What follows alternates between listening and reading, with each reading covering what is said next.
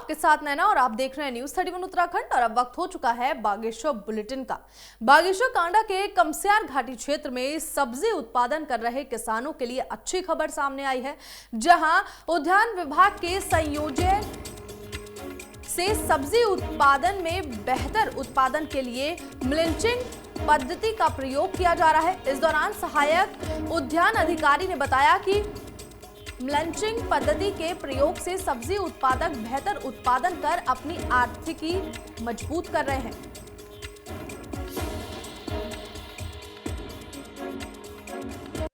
मैं देवेंद्र सिंह रावत, उद्यान विभाग उद्यान सचल दल कांडा से उद्यान सहायक के पद पर कार्यरत हूँ। और आज हम यहाँ सतीश पांडे जी के यहाँ पर प्लास्टिक मल्चिंग जो है उसका कार्यक्रम कर रहे हैं। और पहली बार ये अपने इन खेतों में प्लास्टिक मल्चिंग का कार्य कर रहे हैं। देखते हैं कि इसमें मल्चिंग के क्या क्या फ़ायदे हैं सर? मल्चिंग ऐसा है, इसमें कई सारे फ़ायदे हैं किसान को। सबसे बड़ा फ़ायदा तो इसमें खरपतवार है, जो हमारे यहाँ काफ़ी मेहनत और काफ़ी समय लगता है किसान का, और उससे सबसे बचत है कि खरपतवार नहीं होगी, कम से कम होगी। बागेश्वर कांडा के ऐतिहासिक रामलीला मंचन का आयोजन आगामी 8 नवंबर को होगा, जिसकी तैयारियां रामलीला कमेटी ने कर ली हैं। वहीं रामलीला मैदान में साफ सफाई, भवन रंग रोगन का काम भी शुरू हो गया है। जानकारी के मुताबिक कोविड के कारण लगातार 2 साल आयोजन बंद रहा, लेकिन इस बार भव्य रूप से ये आयोजन होना है। आपको बता दें कि रामायण के मुख्य पात्रों की भूमिका में कांडा की बेटियां नजर आएंगी। सभी सम्मानित देशवासियों को सबसे पहले मैं दीपावली की शुभकामनाएं देते हुए समस्त रामलीला कमेटी कांडा के पदाधिकारियों की ओर से मैं आप सब लोगों का रामलीला मैदान कांडा में आपका स्वागत करता हूं कि विगत कई वर्षों से कांडा क्षेत्र में रामलीला का मंचन बहुत ऐतिहासिक तरीके से यहाँ पर किया जाता है। बहुत ही भव्य और सुंदर रामलीला का मंचन कांडा क्षेत्र में सभी लोगों को देखने को यहाँ पर मिलता है। और इस रामलीला कमेटी में हमारे इस कांडा क्षेत्र के समस्त गांवों से पदाधिकारियों को जोड़कर इसकी एक कमेटी, हम सब लोगों की 25-30 लोगों की एक ऐसी कमेटी है जिसमें हमारे व्यवस्थापक दलपान सिंह दभोला जी हैं, भोपाल सिंह नगरकोटी जी हैं, मोहनचंद चंदोला जी हैं, किशोरी लाल वर्मा जी हैं। बागेश्वर के कपकोट विधानसभा में आम आदमी पार्टी के आने से समीकरण बदलते हुए नजर आ रहा है। जानकारी के मुताबिक हर रोज सैकड़ों युवा आम आदमी पार्टी से जुड़ रहे हैं। वहीं रविवार को देवल बिछराल गांव में आप नेता भूपेश उपाध्याय ने सैकड़ों ग्रामीणों को आम आदमी पार्टी की सदस्यता दिलाई। वहीं कमस्यार घाटी क्षेत्र में हर रोज युवा आप का दामन थाम रहे हैं, जिसको भूपेश उपाध्याय समेत पार्टी के लिए अच्छे संकेत कहा जा रहा है। देखिए, मैं आपके गांव में कोई पहली बार नहीं आया हूं। मैं लगभग बार बार मैं आपके गांव में आता रहता हूं। और नरेंद्र भाई और इस गांव के लोगों का ऐसा प्रेम है कि बार बार आप मुझे यहाँ बुलाते हैं और मैं हमेशा आपके गांव की तरफ आता हूं। तो इस गांव से मेरा धीरे धीरे अटैचमेंट भी हो गया, एक लगाव भी हो गया है। तो मेरी भी एक जिम्मेदारी बनती है कि मैं आपके गांव के प्रति कुछ सोचूं, कुछ विचार करूं। वही सब चल रहा है, बच्चे पानी भर के ला रहे हैं, बच्चे सब्जी काट रहे हैं, प्याज काट रहे हैं पहाड़। ऐसा है कि नहीं है पहाड़ों की व्यवस्था? मुझे बताइए, ऐसा है कि नहीं है? इंटर कॉलेजों में 2 टीचर 3 टीचर अब पूरा इंटर कॉलेज चला रहे हैं। शिक्षा की जो शिक्षा का स्तर है, जो शिक्षा की गुणवत्ता है, हमारे पहाड़ का इंटर पास बच्चा, एमए पास बच्चा, बीए पास बच्चा, एमए एमएससी किया हुआ बच्चा, कई बार लोग हमसे कहते हैं कि लोग अपना बायोडाटा भेजते हैं कि मेरे की नौकरी लगवा दो। मैं उनका बायोडाटा आगे भेजता हूं। मैं दिल्ली बोलता हूं, देहरादून बोलता हूं, हल्द्वानी बोलता हूं, किसी को फोन करता हूं और मैं बायोडाटा भेजता हूं। बायोडाटा में लिखा होता है MA, BA, MSc, BSc, MCom, BCom, biodata में पूरा बढ़िया लिखा होता है। बागेश्वर के मंडलसेरा में आम आदमी पार्टी ने मौजूदा भाजपा सरकार और विधायक से 5 सालों के 5 काम गिनाने को लेकर भाजपा कार्यालय के बाहर धरना प्रदर्शन किया। वहीं इस मौके पर आम आदमी पार्टी के विधायक, प्रत्याशी और इलेक्शन कैंपेन कमेटी के प्रदेश उपाध्यक्ष एडवोकेट बसंत कुमार ने कहा कि आज प्रदेश में शिक्षा व्यवस्था खस्ताहाल है और अस्पताल केवल रेफर सेंटर बन चुके हैं। वहीं प्रदेश में सड़कों की हालत जर्जर है और रोजगार शून्य है। फिर भी भाजपा सरकार से 5 काम गिनाने की मांग की गई है। साथ ही भ्रष्टाचार हटाओ नारे के साथ कार्यकर्ताओं ने भाजपा कार्यालय के बाहर जमकर नारेबाजी की है।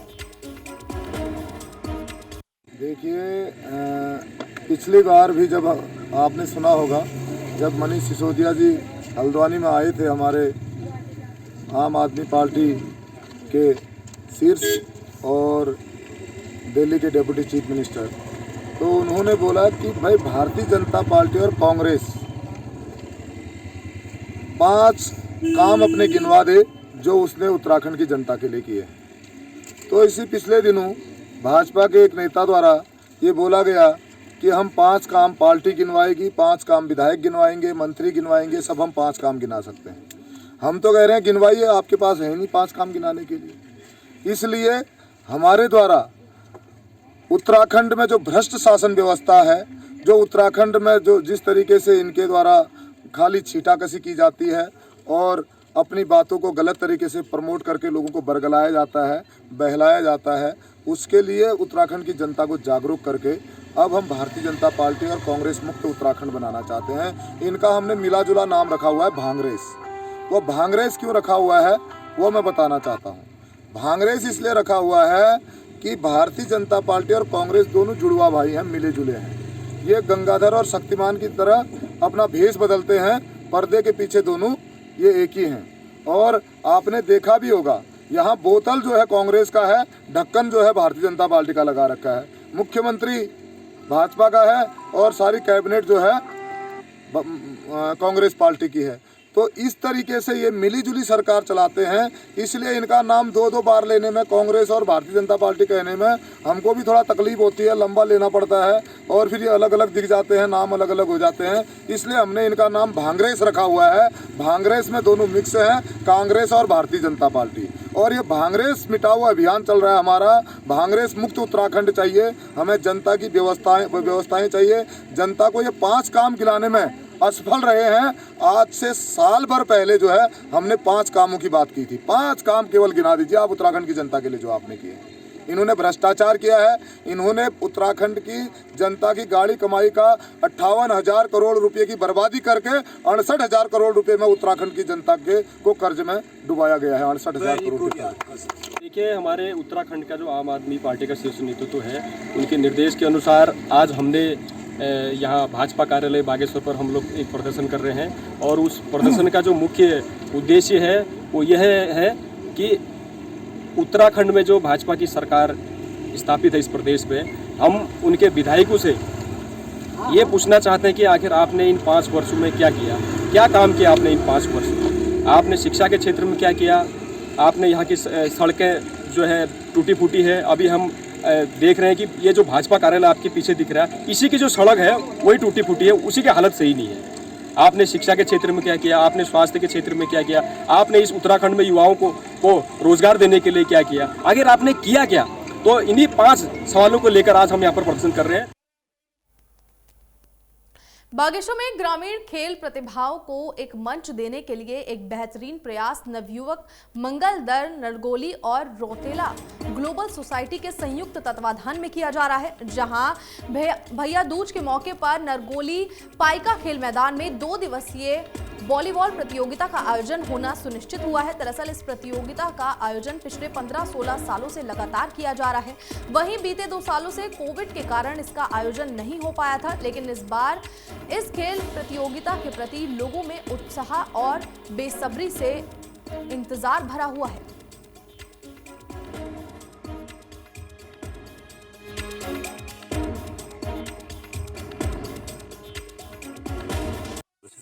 मैं शैलेश सोतेला नरगोली गांव से बात कर रहा हूं।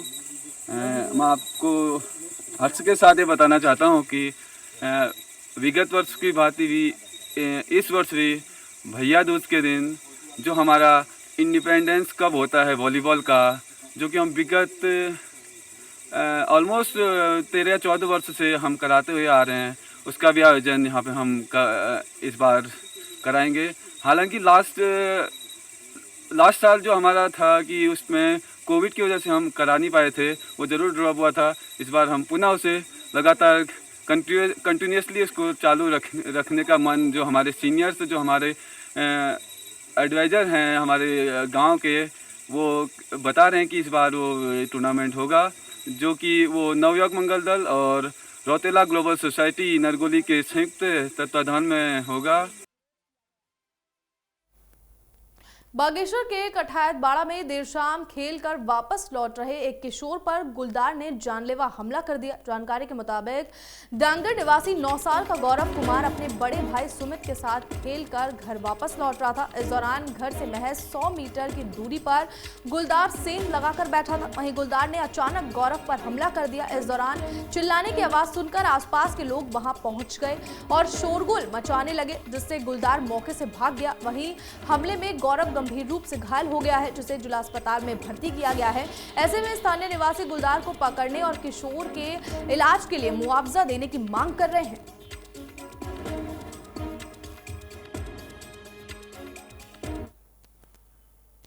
बागेश्वर में राष्ट्रीय ग्रामीण आजीविका मिशन के तहत आजादी के अमृत महोत्सव के मौके पर जौलकांड और गरुड़ में फाल्गुन समिति की ओर से प्रधानमंत्री आवास योजना के बारे में नुक्कड़ नाटक जागरूकता कार्यक्रम का आयोजन किया गया। साथ ही इस मौके पर विकासखंड की टीम ने सरकार की ओर से चलाई जा रही कई योजनाओं के बारे में ग्रामीणों को जानकारी दी है।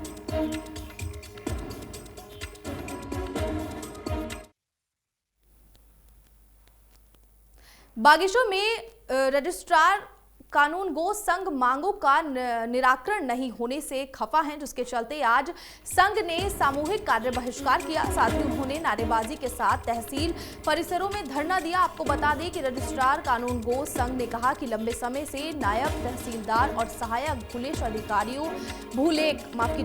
अधिकारियों के पदों पर पदोन्नति का न्याय संगत कोटा निर्धारित नहीं किया जा रहा है, जिसके चलते उन्होंने धरना प्रदर्शन किया। वहीं चेतावनी देते हुए मांग पूरी नहीं होने पर उग्र आंदोलन करने की भी बात कही है। जो स्ट्राइक है पूरे उत्तराखंड में है, राज्य स्तरीय आंदोलन है।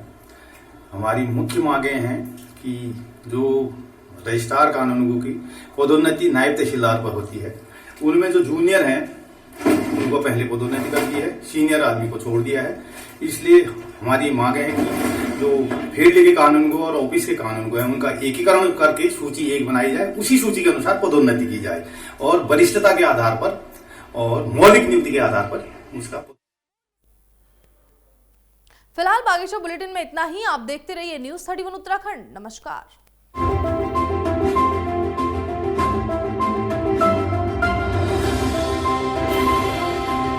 उत्तराखंड से जुड़ी तमाम खबरों को देखने के लिए हमारे चैनल को सब्सक्राइब करें और बेल आइकन दबाना ना भूलें।